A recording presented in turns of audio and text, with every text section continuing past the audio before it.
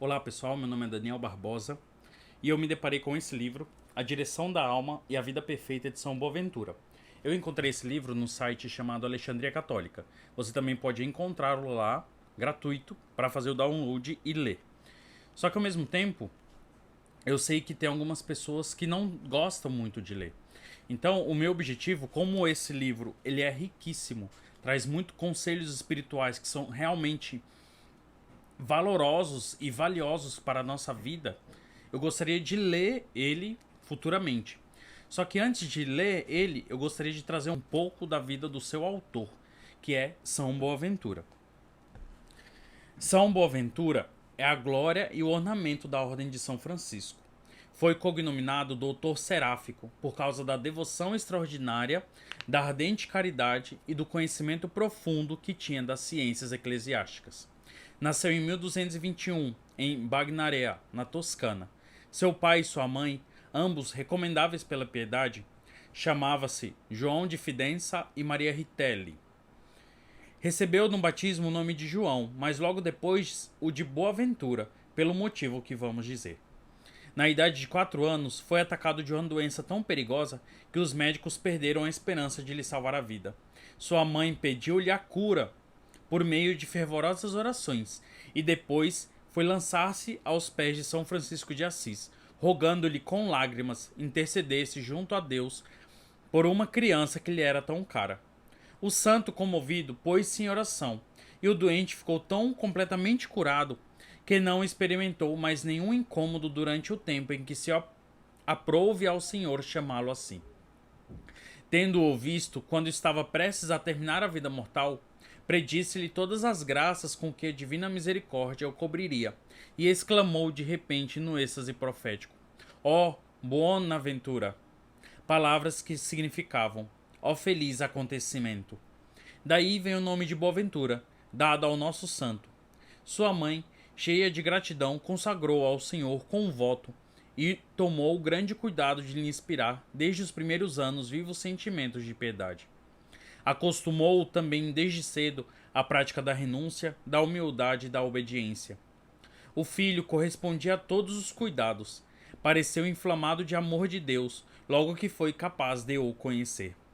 O progresso que fez nos estudos causou espanto aos mestres, mas o que fez na ciência dos santos foram ainda mais extraordinários. Seu maior prazer era saber por quantos títulos pertencia a Deus e procurar todos os meios de só viver para ele. Quando chegou à idade de 22 anos, entrou na Ordem de São Francisco e recebeu o hábito das mãos de Raymond, então geral. Raymond, inglês de nascimento, tinha ensinado teologia em Paris. Gregório mandou na qualidade de núncio a Constantinopla, com a incumbência da revisão do breviário e das rúbricas da Igreja Romana. São Boaventura nos diz ele mesmo em seu prólogo da vida de São Francisco. Entrou naquela ordem e fez seus votos pela gratidão, por lhe ter São Francisco conservado a vida, com suas orações e com a resolução de servir a Deus com todo o fervor de que fosse capaz. Pouco tempo depois, mandaram-no a Paris para lá terminar os estudos com o célebre Alexandre de Alice, cognominado o Doutor Irrefragável. A morte levou-lhe o mestre em 1245 e ele seguiu depois as lições de João de La Rochelle, sucessor. Unia a muita penetração um juiz excelente, o que fazia que, nas matérias mais sutis, se ativesse somente ao estritamente necessário, ou pelo menos útil para libertar a verdade dos sofismas, sob os quais adversários minuciosos procuravam embaraçá-lo. Tornou-se muito hábil no conhecimento da filosofia escolástica e nas partes mais sublimes da teologia, mas referia todos os seus estudos à glória de Deus e à santificação da alma, e tinha o cuidado de se premunir contra a dissipação e uma vã curiosidade. Por isso, soube conservar em si o espírito de recolhimento e de oração. Jamais desviava de Deus a atenção, invocava as luzes do Espírito Santo no começo de cada uma de suas ações, nutria o fervor com frequentes aspirações, que tornavam contínua a oração. A recordação das chagas de Jesus Cristo, que eram objeto ordinário de suas meditações, inflamava-o de amor pelo Salvador. Imaginava ver o nome em tudo o que lia e muitas vezes os olhos se lhe enchiam de lágrimas. Santo Tomás de Aquino veio vê-lo e perguntou-lhe em que livros tinha aprendido aquela sagrada ciência. Eis, respondeu ele, mostrando-lhe o crucifixo. Eis a fonte onde vou aurir meus conhecimentos. Estudo Jesus e Jesus crucificado. Tinha ainda horas marcadas para se ocupar unicamente da oração, que considerava com razão o princípio da graça e a chave que abre o céu. Tinha sabido de São Paulo que somente o Espírito Santo nos pode iniciar no conhecimento dos segredos e dos desígnios de Deus e gravar nos corações o amor das santas máximas.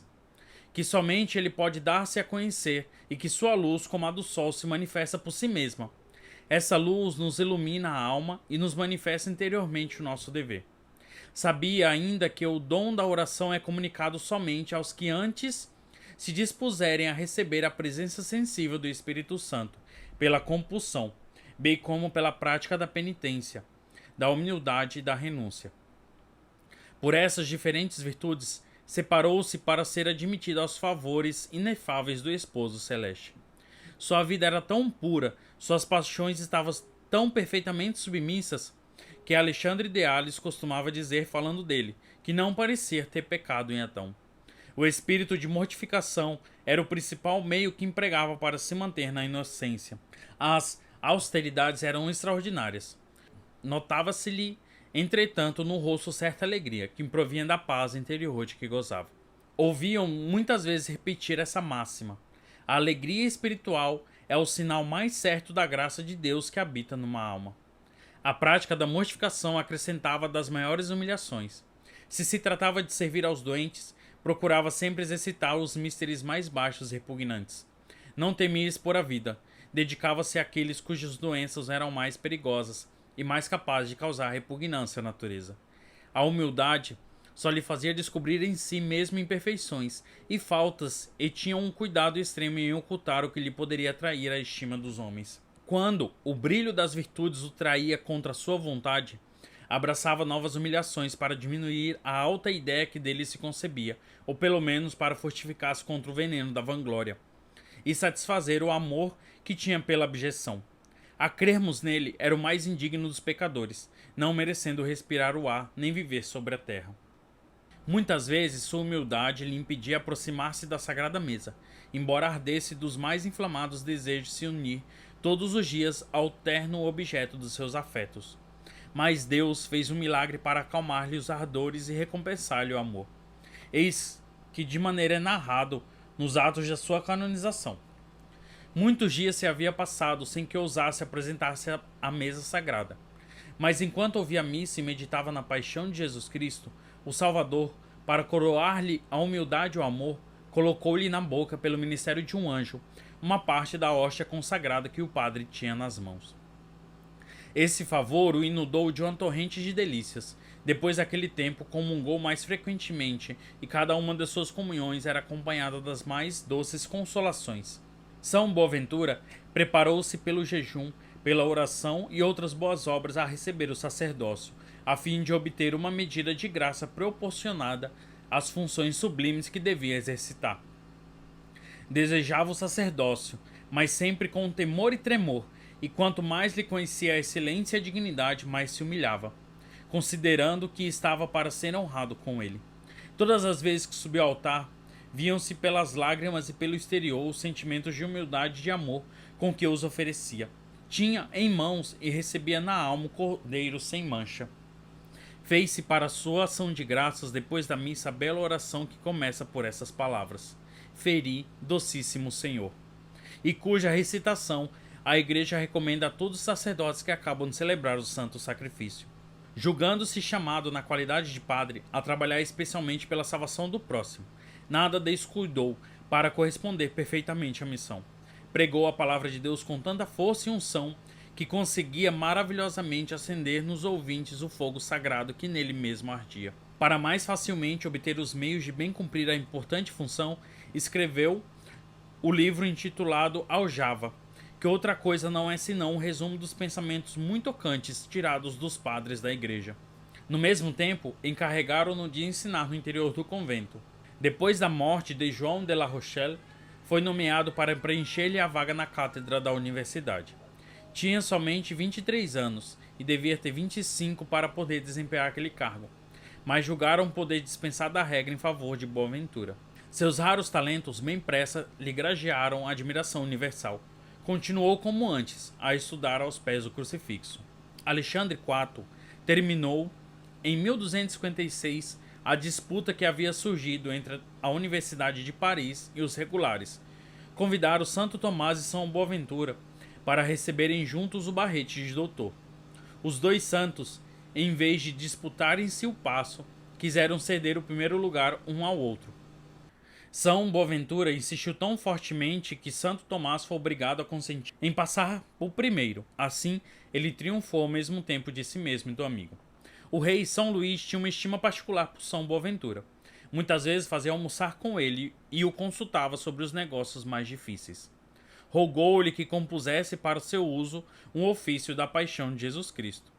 Boaventura escreveu, assim, uma regra para Santa Isabel, irmã do rei, e para seu mosteiro de Longchamps, habitado por clarissas mitigadas.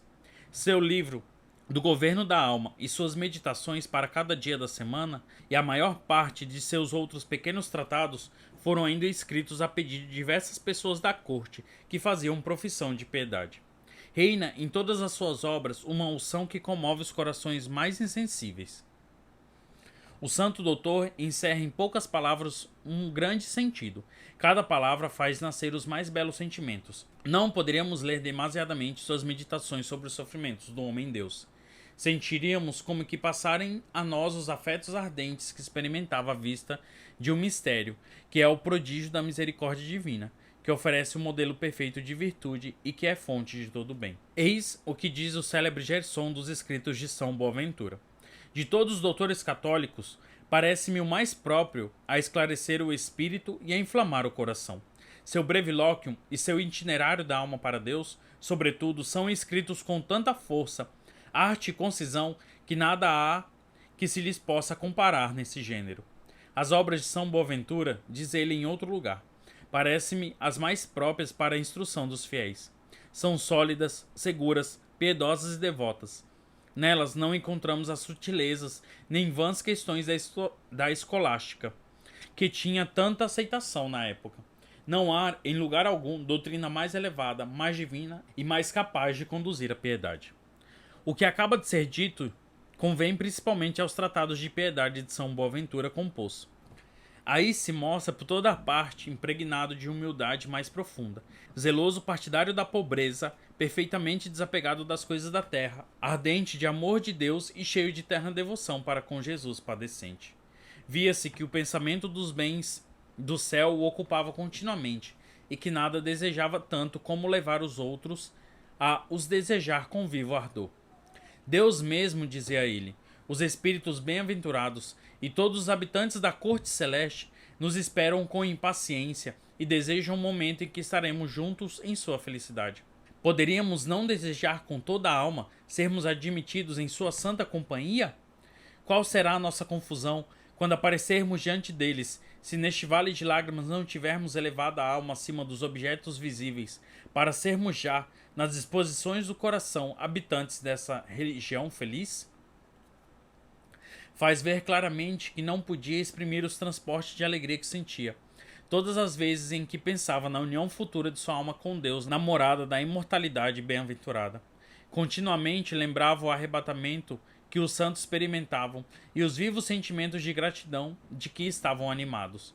Considerando de um lado o estado imutável de que gozavam e de outro a situação dos homens que viviam sobre a terra, no meio de uma multidão de inimigos temíveis e dos quais muitos caíam todos os dias no inferno. O coração ficava-lhe fortemente comovido quando pensava nessa multidão inumerável de anjos e de santos, todos distintos uns dos outros pela diversidade de coroas, de sorte que, entretanto, cada qual goza de uma felicidade e dá dos outros, por efeito de caridade, que a todos une e faz de todos a mesma coisa em Deus.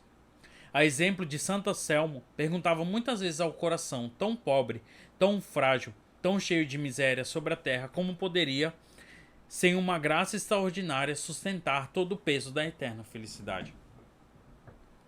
Apesar do atrativo que São Boaventura tinha pelos exercícios da vida interior, não deixava de se apresentar exteriormente quando a glória de Deus o exigia.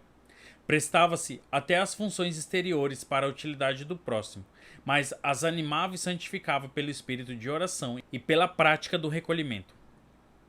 Enquanto ensinava teologia em Paris, foi eleito geral de sua ordem num capítulo que se reuniu em Roma em 1256, no convento chamado Aracelli.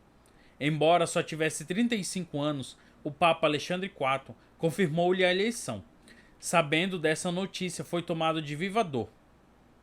Prostou-se por terra com os olhos banhados de lágrimas para implorar o socorro de Deus na contingência que se encontrava e pôs-se a caminho de Roma. Sua presença era tanto mais necessária na Itália, quanto a ordem dos franciscanos era então perturbada por dissensões intestinas. Havia irmãos que eram de uma severidade inflexível pela observância da regra. Outros pediam se mitigasse o rigor com algumas supressões. O novo geral apenas chegou, restaurou a calma com suas exortações, missa de força, de doçura e de caridade. Todos os irmãos se reuniam sob o superior comum, e foram todos animados por um só e mesmo espírito. Voltando a Paris, São Boaventura visitou os conventos de sua ordem que encontrou pelo caminho. Mostrou por toda a parte que tinha aceitado o cargo de primeiro superior, somente para dar mais perfeitamente exemplo de caridade e de humildade. Era muito compassivo e via-se em tudo que se considerava servo de seus religiosos.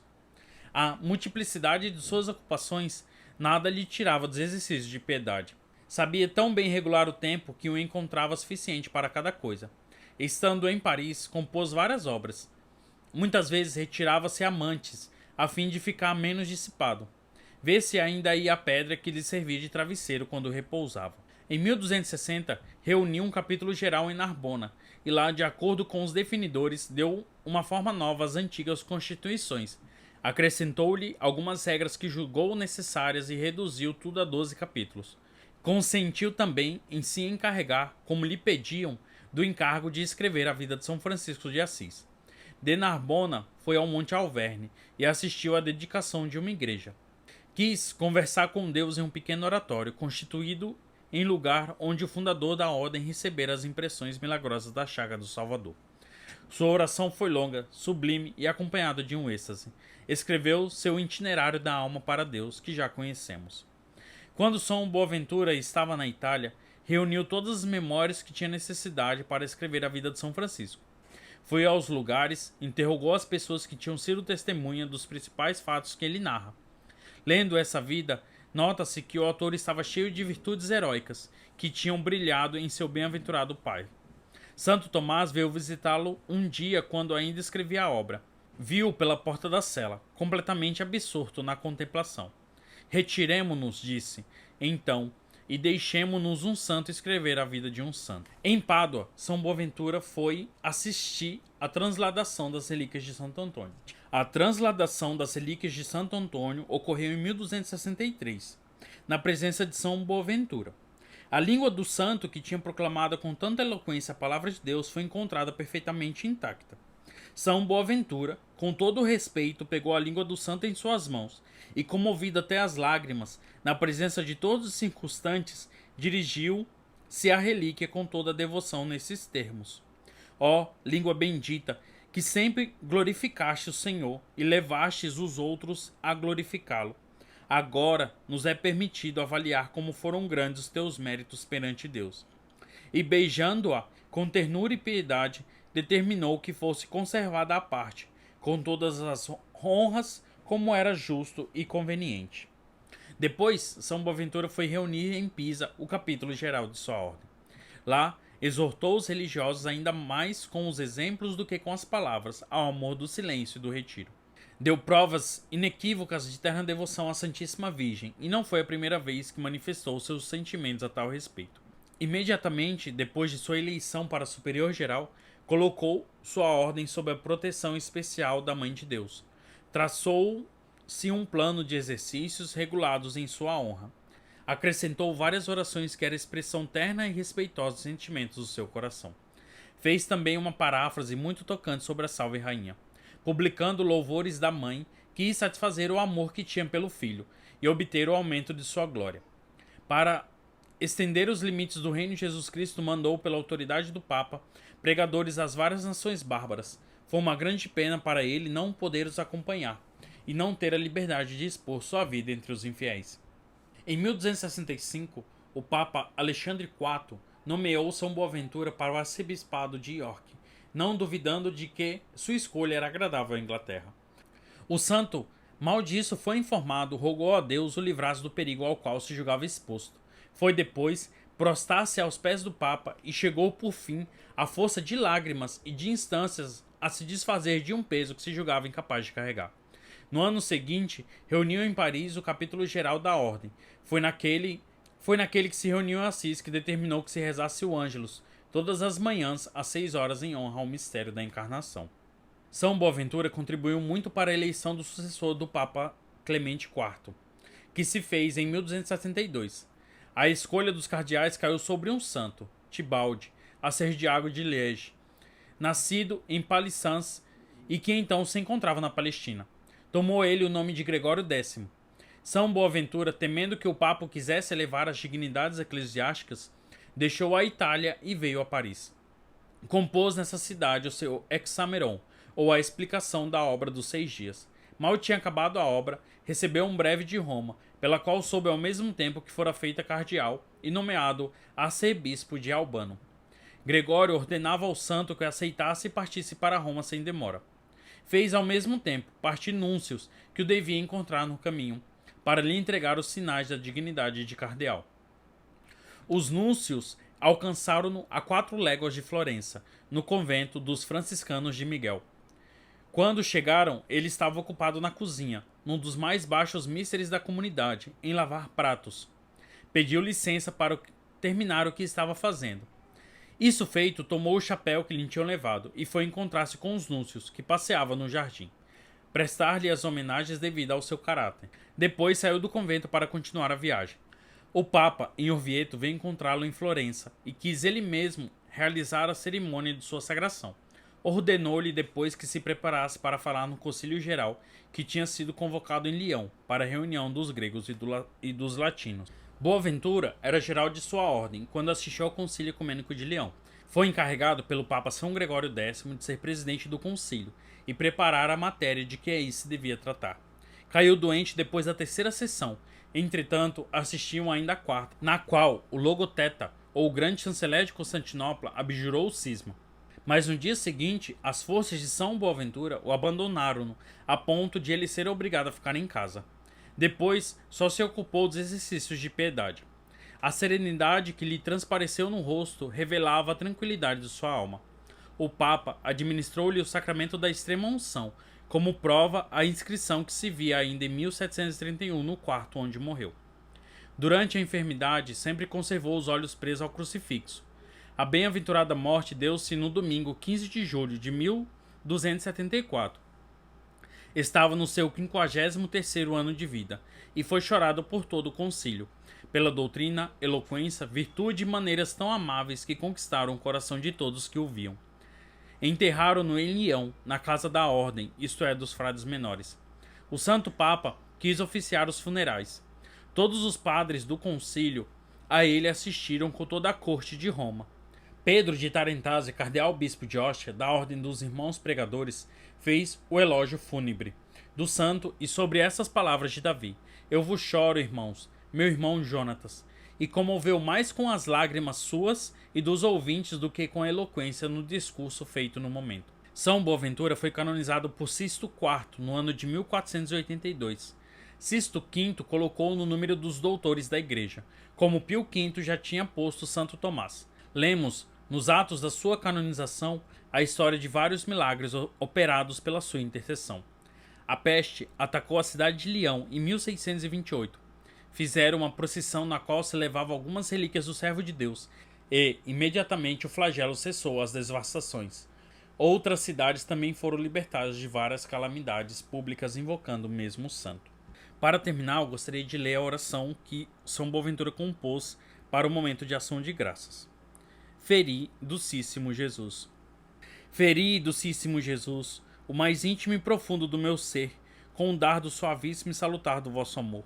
com aquela santíssima e inalterável caridade, que foi o brasão e timbre dos vossos apóstolos, para que a minha alma se deleite e enterneça com a febre sempre crescente de vos querer mais. Dai à minha alma que se queime em desejos de vós, que desfaleça nos vossos átrios e deseje dissolver-se e confundir-se convosco.